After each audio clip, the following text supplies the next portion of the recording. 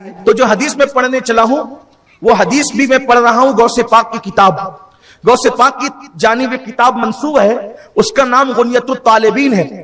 غنیت الطالبین میں سرکار غوث پاک ایک روایت لکھتے ہیں کہ جب بندہ نماز چھوڑ دیتا ہے, بندہ جب, یہ اسی حدیث پر میں اپنی بات پوری کر لوں گا اس روایت پر, لیکن آپ سب غور سے سننا, جوان بوڑھے بچے سب, نماز چھوڑنے کا نقصان کیا ہے, کیا نقصان ہے نماز چھوڑنے سے. 10 منٹ ایک ٹائم لگتا ہے, بس ایک ٹائم 10 منٹ, 10 منٹ نکالو, دنیا بھی کامیاب آخرت بھی کام, سب تمہارا ہی تمہارا ہے, دنیا بھی تمہاری آخرت بھی تمہاری. اور 10 منٹ نہیں نکالو گے دنیا بھی برباد آخرت بھی برباد. فرمایا حدیث پاک میں آیا ہے, جو بندہ نماز چھوڑ دے اللہ 3 مصیبتیں اس کو دنیا میں دیتا ہے. کتنی مصیبتیں؟ 3 مصیبتیں اس کو دنیا میں. یاد کر لیجئے اس کو, پھر سوچئے کہ نماز چھوڑ کے کتنا نقصان. بہت آسانی سے کہتے ہو مولانا ٹائم نہیں ملتا, جھوٹ بولتے ہو. واٹس ایپ کے لیے ٹائم ملتا ہے, فیس بک کے لیے ٹائم ملتا ہے, دوستوں کے ساتھ گپ شپ کرنے کے لیے ٹائم ملتا ہے. اللہ کے لیے 10 منٹ نہیں ہے تمہارے پاس. کرکٹ چل رہی تھی تو ہاتھ باندھ باندھ کے نکڑوں پہ کھڑے رہ کر گھنٹوں دیکھتے رہے, اس کے لیے ٹائم تھا. ہنسنے کی بات نہیں کہ کون جیتا کون ہارا, تمہیں کیا ملا. اب تو تم نے کرکٹ کو بھی جوا بنا دیا, جوا, اس پہ بولیاں لگتی رہی. سن لو, مسلمان ہونے کے لیے کچھ تو غیرت کرو, اپنی مسلمانیت کا کچھ تو خیال کرو. فرمایا گیا جو جوا کھیلیں گے دنیا میں کل ان کے ہاتھ سور کے خون میں رنگے ہوئے ہوں گے. قیامت کے دن, قیامت کے دن وہ اس حالت میں اٹھیں گے کہ ان کے ہاتھ سور کے خون میں رنگے ہوں گے. دنیا ہی سب کچھ ہے. اللہ کے بندوں, میری قوم کے جوانوں, کچھ بھی کرو, کتنی عیاشیاں کرو, کتنی دولت کما لو, کچھ بھی کر لو, ایک دن مرنا ہے مرنا. موت سے کیوں چھپتے ہو, اور یاد رکھنا موت کو کیوں بھولتے ہو.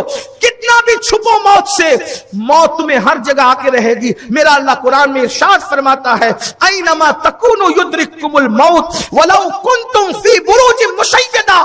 اگر تم مضبوط قلعے میں جا کر چھپ جاؤ گے تو تمہیں وہاں بھی موت آ کر رہے گی. موت سے چھپ نہیں سکتے. موت کا آہینی پنجہ تمہیں ہر جگہ جکڑے گا. اس وقت پچھتاؤ گے.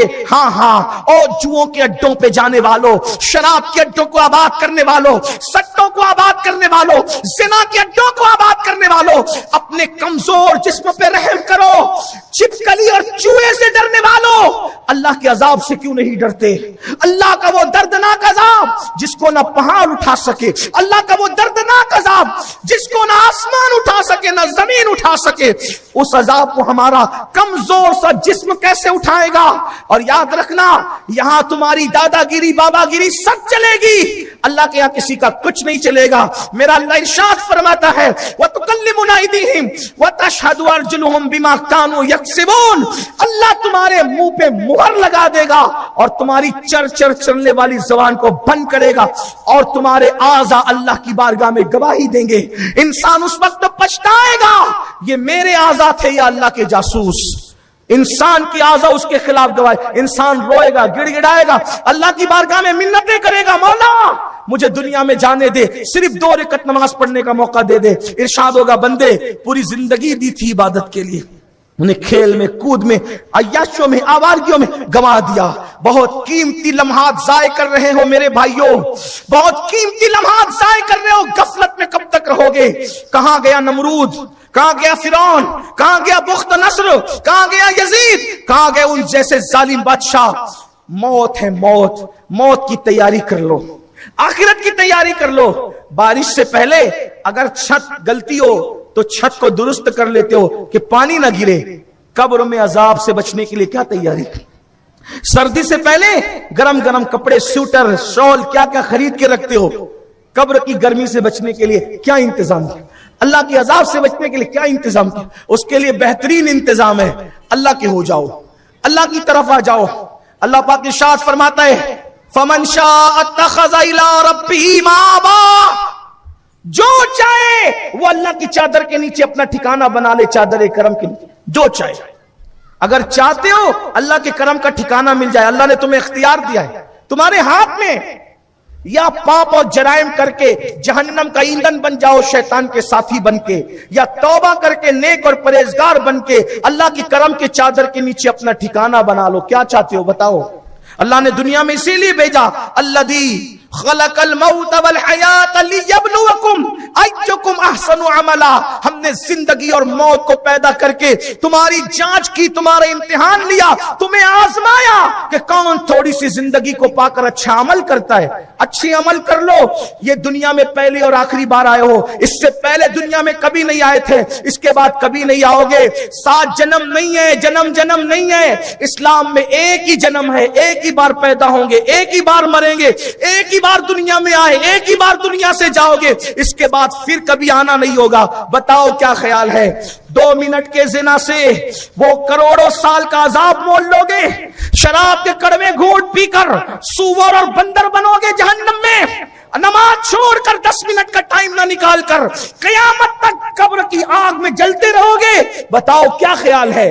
یہ بات اگر صرف مولوی صاحب نے کہی ہوتی تو شاید اتنا یقین نہ ہوتا، کوئی سیاسی لیڈر نے کہی ہوتی اتنا یقین نہ ہوتا، لیکن یہ مولوی اور لیڈروں کی بات نہیں، یہ تو مولا مصطفیٰ جان رحمت کی بات ہے۔ اتنی سچی شخصیت نے یہ بات کہی ہے کہ ان کی سچائی کی گواہی ان کے دشمنوں نے بھی دی ہے۔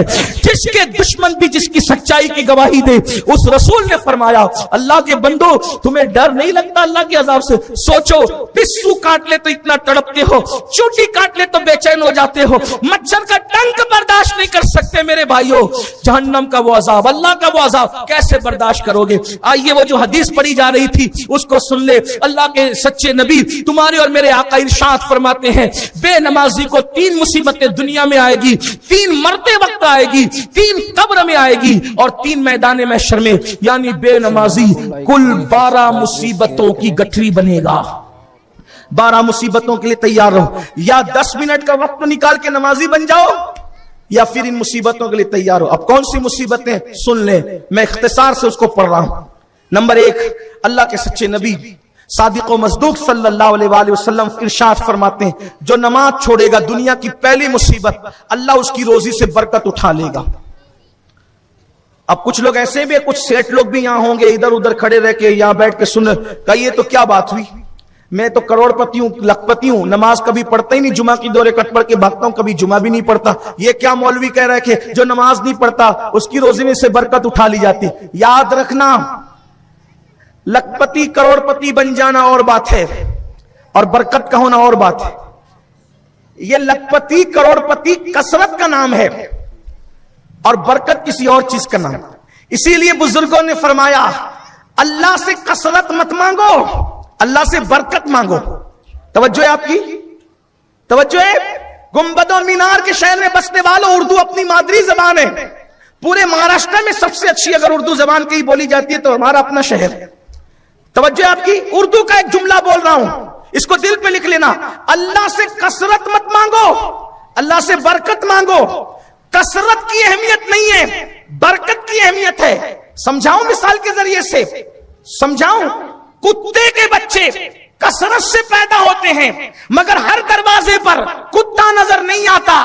بکری کے بچے برکت سے پیدا ہوتے ہیں، کروڑوں اربوں خربوں بکریاں روزانہ ذبح ہوتی ہے پھر بھی ہر دروازے پہ نظر آتی۔ کتوں کا ریوڑ نظر نہیں آئے گا، ریوڑ بکریوں کا نظر آتا ہے۔ کتے اکیلے اکیلے پھرتے، وہاں کثرت ہے وہاں برکت ہے۔ اور پتا چلا کثرت کی اہمیت نہیں ہے، برکت کی اہمیت ہے۔ دوسری اور خوبصورت مثال آپ کو بتا دوں اچھے سے، یزید کے 8 یا 12 بیٹے تھے، کثرت تھی، امام حسین کا ایک ہی لال تھا، برکت تھی۔ آج یزید کی اولاد نظر نہیں آتی، محلہ محلہ حسین کی اولاد نظر آتی ہے۔ کثرت اور برکت میں فرق ہے۔ اجمیر محلہ میں حسین کا بیٹا، وارث دیوا حسین کا بیٹا، صابر کلیار حسین کا بیٹا، احمد کبیر حسین کا بیٹا، شیخ عبد القادر جیلانی حسین کے، شاہ برکت اللہ حسین کے۔ توجہ کریں، مسلمان جہاں رہتے ہیں وہاں کوئی نہ کوئی سید اولاد حسین موجود۔ دیکھیں کثرت نہیں برکت ماں، اسی لیے یاد رکھنا کثرت والا پھنستا ہے، برکت والا کبھی نہیں پھنستا۔ اور یاد رکھو محنت سے کثرت ہوتی ہے، نماز سے برکت ہوتی ہے۔ مسجد آؤ، برکت ہوگی انشاءاللہ۔ اسی لیے اسلام عدد کی بات نہیں کرتا، اسلام مدد کی بات کرتا ہے۔ 313 میں عدد کم تھے لیکن اللہ کی مدد تھی، اس لیے کامیاب۔ آج مسلمان عدد میں ہے، مدد نہیں ہے، اس لیے در در کے بھکاری بنے، در در ٹھوکریں کھا رہے۔ یاد رکھنا، محنت سے عدد آتا ہے، نماز سے مدد آتی ہے، محنت سے کثرت ہوتی ہے، نماز سے برکت ہوتی ہے۔ تو اللہ کے رسول فرمانے کیا، آج کروڑ پتی لکھ پتی ہو کر بھی ہائے ہائے کر رہا ہے، پریشان ہے، بے چین ہے، بے قرار ہے۔ جا کے پوچھو سیٹ لوگوں سے، سیٹ کیا غریب بھی بدماش ہے آج کل کا، تو غریب کے پیٹ میں بھی 4 پاؤں ہیں۔ جمعے کے دن ایک دن چھٹی ملتی ہے تو وہ بھی گھڑی دیکھ کر کیا تھا، ابھی تو پہلی اذان ہوئی ہے، ابھی پہلی اذان، دوسری اذان کے وقت سیٹ بھی جائے گا تو اس پہ چربی چڑھی، اور غریب بھی جائے گا تو اس کے پیٹ میں 4 پاؤں ہے۔ جس قوم کا امیر غریب سب بگڑ جائے، اس قوم کو کون بچا سکتا ہے اللہ کی عذاب سے؟ برا مت ماننا، نشتر جو لگاتا ہے وہ دشمن نہیں ہوتا۔ ہمارے ہونا اپنوں ہی سے یہ باتیں کہی جا سکتی ہے۔ آج سے 50 سال پہلے کا مالیگاؤں دیکھو، 60 سال پہلے کا مالیگاؤں دیکھو، صبح 10 بجے 9 بجے تک پگار ہو جاتی تھی، امیر غریب سب اذان سے پہلے یا کم از کم اذان تک مسجد میں پہنچ جاتے تھے۔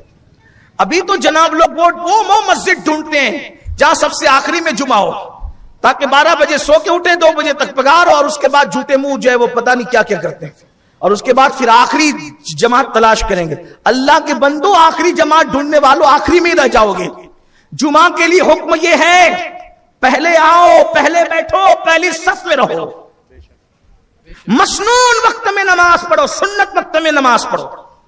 پھر ہم جیسے لوگ بھی مجبور ہوتے ہیں، پھر سوچتے ہیں کہ چلو اب یہ نواب لوگ لیٹ آتے تو ان کا جمعہ نہ چھوٹے، تو ہم بھی لیٹ کرتے ہیں۔